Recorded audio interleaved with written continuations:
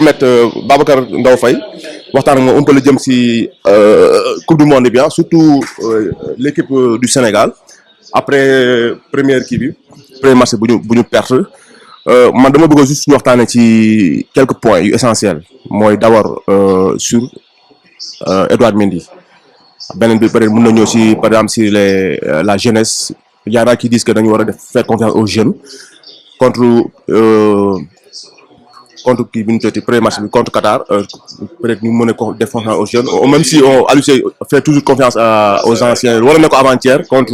loolu premier match yow d'abord en tant qu'observateur journaliste nga yàgg topp équipe bi est-ce que tey partagé nga avis boobu que dañoo war a jox confiance d'abord aux jeunes. salaamaaleykum Saliou di nuyu ñëpp enfin je dirais que il faut faire attention avec ces concepts les jeunes les vieux affaire yi man pour man dès l'instant qu'on part sur une équipe il y a d'abord deux aspects qui peuvent compter c'est la dynamique collective ñan ñooy andil équipe bi dara ak les performances individuelles de chacun tey jii par exemple ne serait-ce que sur le match bi ñu perte contre Pays-Bas mais match bi jusqu'à la 70e wala voire la 80e plutôt ñi ñuy woowee les vieux mooy les Cheikhou Kouyaté ak ñoom Gana Gueye affaire yi ñoom ñoo téye match bi Cheikhou Kouyaté ak Abdou Diallo ils font partie des cadres bi ñu génnee ñi dugg c'est des jeunes c'est les Nicolas Jackson qui est très jeune c'est les Bamba Dieng qui est très jeune c'est Pape Gueye qui est très jeune c'est Jacobs qui est très jeune. Et à partir de ce moment-là, il y a eu ce déséquilibre-là. Je ne dirais pas que c'est de leur photo affaire, mais c'est pour dire qu'en fait, c'est pas automatique. L'imadiap, moi, équipe, c'est une dynamique. Il faut un peu de tout pour faire une équipe. Maintenant, moi, j'aurais bien aimé voir certains profils, peut-être sur le terrain, mais c'est vraiment pas par rapport à leur âge. Moi, je dirais plus par rapport à certains profils. Et loolu c'est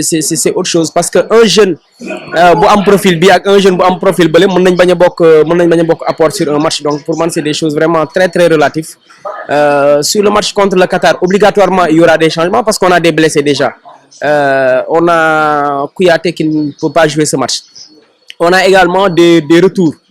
puisque Fodé Ballo-Touré qui n'était pas là sur le premier match il devrait en principe pouvoir revenir Ismaël Jacobs qui était presque indisponible jusqu'à 2 heures du match devrait revenir même s'il a joué la fin du match bi ñu génn tu as quelqu'un comme Moussa Ndiaye qui venait d'intégrer le groupe aujourd'hui il est totalement dans le groupe donc ça offre au moins des possibilités supplémentaires et je pense que le coach aujourd'hui il a un groupe assez profond à lui de l'utiliser pour am li mu bëgg mais pour man je veux surtout qu'on se focalise sur des profils plus que sur les âges parce que âge bi du déterminer lu bari quoi. beneen aspect bi mooy wàllu lu jëm si Edouard Mendy suivre nga match bi keroog y en a qui disent que ce n'est plus le même du équipe nationale la commencé depuis en club à Chelsea yow est-ce que gis nga ni Edouard Mendy il est toujours rassurant dans l'équipe.